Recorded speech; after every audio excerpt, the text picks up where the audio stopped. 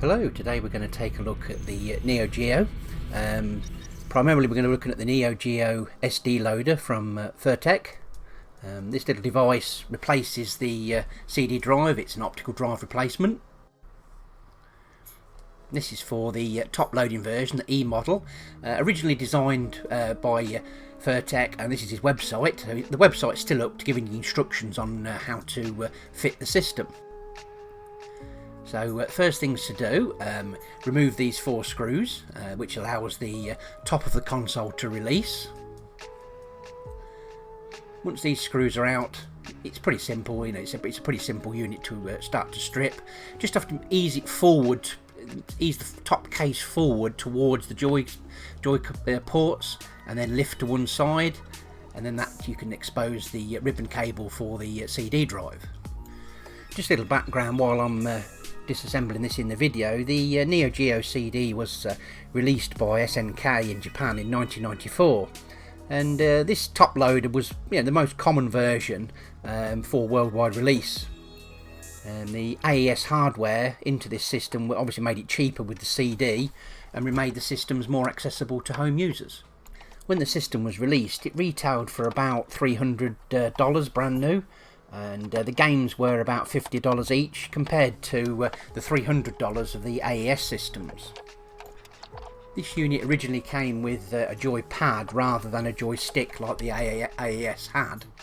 There was 3 different models of the Neo-Geo, obviously the top loader, the front loader and the CD-Z. The CD-Z was the last unit to be produced in 1996. Rumoured that it had a 2-speed drive, but from what I've read, it wasn't. All the models had a 1-speed drive.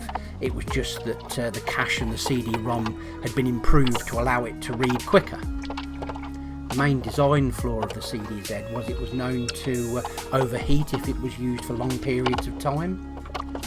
This was put down to a lack of ventilation and the console being physically smaller than the other 2 models. The top loader was classed as the 2nd generation of machine, and the front loader was classed as the 1st. This modification goes on to the main CPU.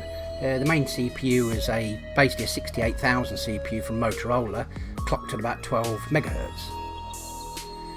There it is just on the board. So first things first, I've read up again that this really, considering the stress that these pins are under with the modification that goes on top of it, it's advised that the pins are basically reflowed to make sure you've got good contact and there's good strength in the pins so that nothing collapses under the stress. So I've already reflowed this chip and just giving it a clean down, ready for the SD loader to go on top.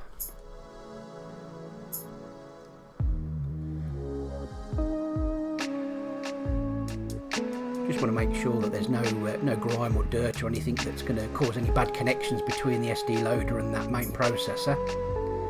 Just a toothbrush and some IPA, just to really get in there and make sure there's nothing going to cause any bad connections when we make the 2 together. So that's pretty much the board prepped, ready for the SD loader. This is what you get in the kit. You get the main board, the SD loader itself. You get like a kit that you assemble the SD card, a read portion of it, a flat cable that joins the 2 of those components together, a bunch of wires, some obviously a couple of other connections and some other joining wires, a few bits and bobs. So everything you really need is in the kit. I didn't stick with the red wires. I decided to go with different colours because you do need to know the orientation of some of the wires. So rather than trying to trace that through with an ohm meter, I decided to use different colours. So first things first, we've got to lift pin 12 of this chip. Right, so what do we want to be doing here is just gently heat the pad of pin 12. And I'm using a pair of tweezers here, and just very, very gently, only because they're nice and sharp and got a nice point on them. So just very, very gently just tweak away, and just once you've got the heat in there, you can just lift that leg up. Not too much, because obviously you don't really want to put too much strain on the leg because it could break. So that's just as far as we need to get it there on that picture.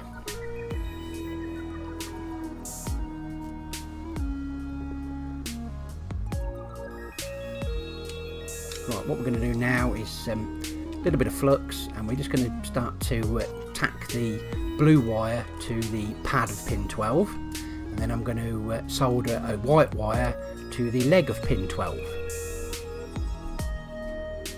So what I'm doing here is just, like I say, just getting this ready. Got to be very, very careful with that leg. The last thing you want to do is break that off, else you're going to be in a world of trouble. So very, very gently. Take your time. It's no rush. So once you've got it tacked on, and you've got the two wires tacked on, again, mega careful, because you don't want to put it, when you're tugging these wires, it's very, very easy to break that leg. So gently bend it round and then secure it. You know, it's your preference. Some people use Captain Tape, some people use hot glue. In this instance, I've decided to go with Captain Tape. Probably not the best idea. I probably should have gone with hot glue, but hot glue tends to get a bit messy, so I decided to go with Captain Tape on this particular project. So these wires are going to be prepped, ready to go to pins A and B on the SD loader board. So, but we'll get to that in a bit. First things first is to get these wires secure and hold down. Once the console's assembled, these really aren't going to go anywhere. A lot of these precautions are really for when you're assembling and building the mod.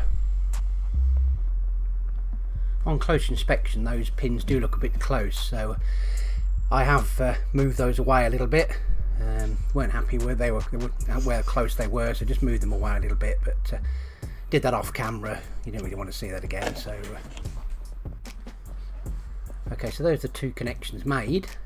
Just trying to do a bit of a zoom in just to see what, make sure I've got no touching connections. They are a little bit close, so I am going to move those off camera just to make sure a little bit happy and insulate between the two pins.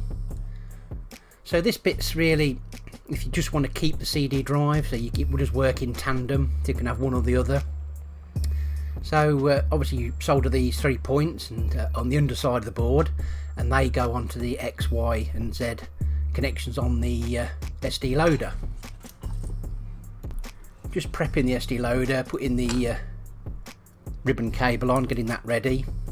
A little bit fiddly just because of its orientation, especially when you've got sausage fingers like I have, so a little bit tricky just to get that slotted in, but once that's in, that's all sorted. You can put that to one side, that's ready.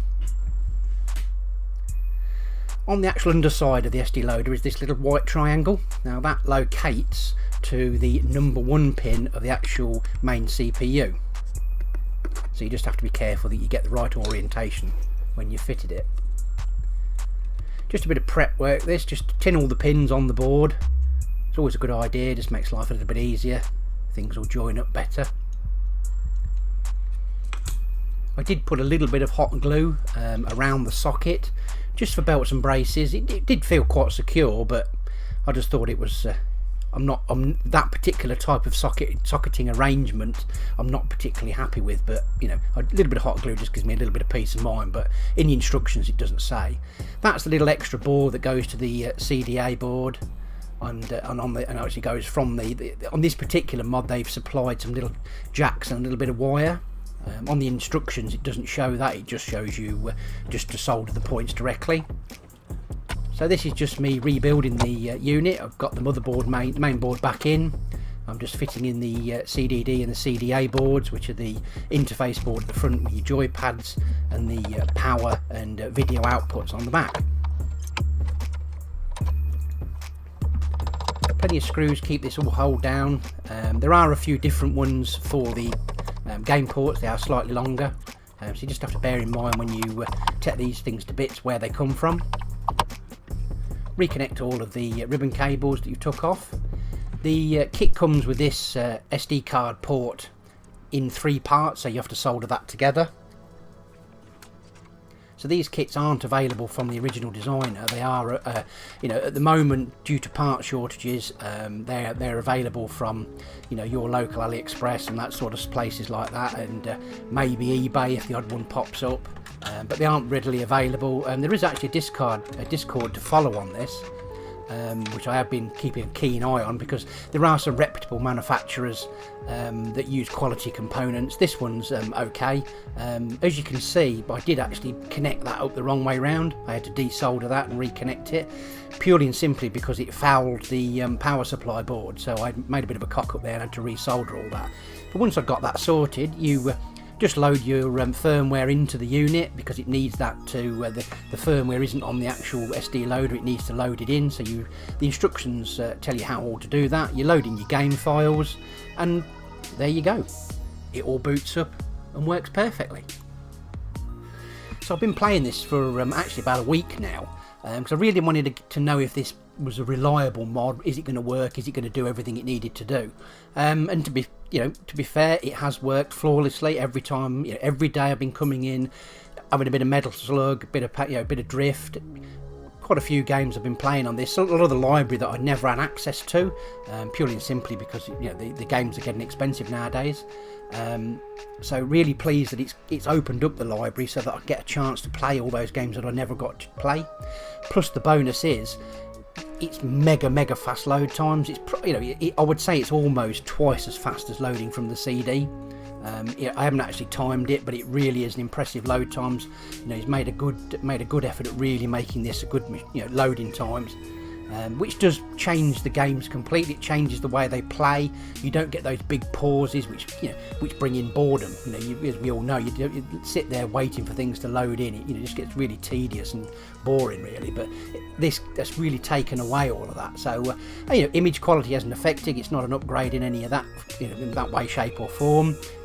This is purely just an ODE replacement. So one of my favourite games. Well, if Metal Slug wasn't there, something's wrong with the world. Metal Slug, absolutely fantastic game. This makes it so much better because the loading times were painful on this with the CD. Even on the CD-Z, it wasn't particularly fantastic. So this really does make a lot of the games really much more playable and much more enjoyed. I really enjoy playing them now. I'm not just sitting there for minutes on end waiting for things to load in. What can you say about this? Absolutely fantastic game. It's a shame there's not another one, really. I think it's about time maybe they could come out with a new version. I think it would still be loved and adored just the same as all these are. There are not many shoot-em-ups that really... I know, back in the day, the big thing about this was the size of the carts and the amount of information they could get on screen, dwarfed what all the other consoles could do. And it was like bringing the arcade home. So, from that standpoint, but even today, the quality of how these play, games like this aren't being made anymore. This is, a pure arcade gem. Right, the next one we're going to try is Neo Drift. Not a game, I'd seen this on many adverts and game streams and stuff like that, but never actually played this one myself. So it was quite nice to actually ever go on this. I like I say, never ever played it, so it was really cool. This machine has actually given me the chance to play something that I've watched for many years. The Neo-Geo library isn't something that I've had a lot of access to. I have an AES and I have all of the models of Neo-Geo console, and I have some of the games, but I haven't got all the library, and I'm not a big game collector. I tend to be more focused on the hardware, as you probably noticed from a lot of my videos. But I was pleasantly surprised. This actually plays really well. I was actually quite gobsmacked.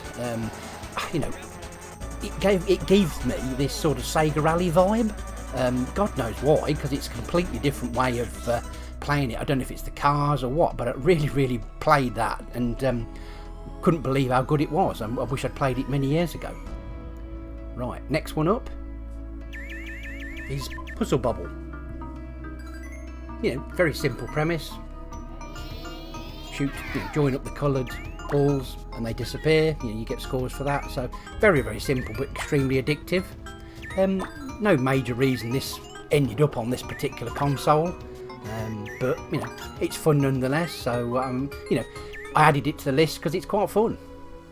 Right, next one up is Top Hunter. This one seems to load in a little bit slower. Don't know why. I don't know if it's a bigger game, whether there's, the graphics are lovely in it. It really is a pretty game. Bit unusual. I compared this to some Virtual Boy games that I had, where you could jump back and front towards the screen and back away from the screen. And you've got sort of like two planes that you can play from and go through the level with. So you've got this front plane, which obviously you can see me on now. but then you can jump to the back plane to pick up extra bits and bobs. So that was a bit different. I quite enjoyed that one. Quite surprising. Okay, the next one to load is going to be Burning Fight.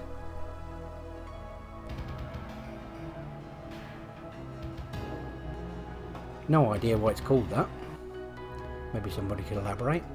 You know, the Neo-Geo is known for its fighting games. This, you know, to me, is in the Streets of Rage sort of series-esque, in the way you scroll from left to right, take out the baddies using either weapons you picked up off the floor, or carry out obviously your martial arts moves. So, you know, very nice beat 'em up with a lot of colours and a lot of, you know, nice graphical display and a lot going on. So, you know, really good. I had to add this one to the list. I've enjoyed playing this one quite a lot.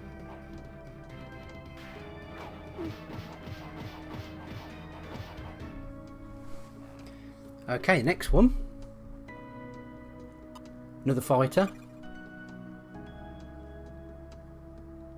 Again, load times are really cool on this. I'm, you know, really pleased with the load times. The King of Fighters, 94. So, I had to play an English guy on this one. I love how the English are portrayed on these.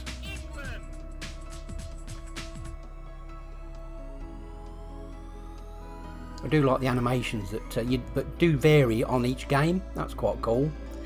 Quite a nice setting because it's England, obviously the London Bridge. Very, you know, smooth gameplay. You know, no lag. Exactly what you expected from this machine. You know, very cool in the way it obviously operates. Bit of golf. Quite like these golf games on the Neo-Geo. I love the way that the you know, the characters are obviously rendered. I don't know. I think there was a lot of motion capture and stuff like that taking place at the time. So, you know, at the time when you compared this to what, you know, the Sega Mega Drive and all these other consoles could do, you know, this was particularly, you know, very enhanced and a high-end machine. You can see why it had this big price tag. That was a look at the SD loader from Vertec. Really enjoyed this. Thank you for watching. And we'll catch you again in the next video. Bye for now.